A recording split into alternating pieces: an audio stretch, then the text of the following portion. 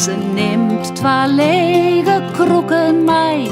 Ze zil naar de put om wetter. Die put is nog een hele reis. Und met die ta is er onderwijs. En soms wordt het nog wel letter. Sarin ze daar dan bij haar joek. En bij de kanten elke kroek. Maar zeer gaat ze daarheen. Maar sjoch, een van die kroeken lekt. Daar zit een bast, een raar gebrek. Zo het haar niet schelen kunnen.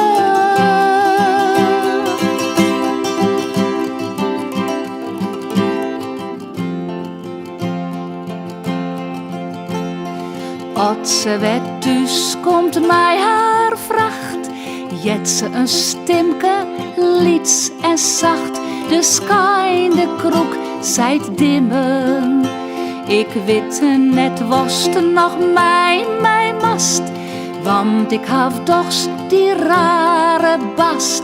Soerdest, net een oren nimmer. Nee, zei de vrouw, dat toch ik net. Van die hou ik nog correct verlet, want hast het net vernommen. Just ondien zijde van de wei, joest al wat wetter.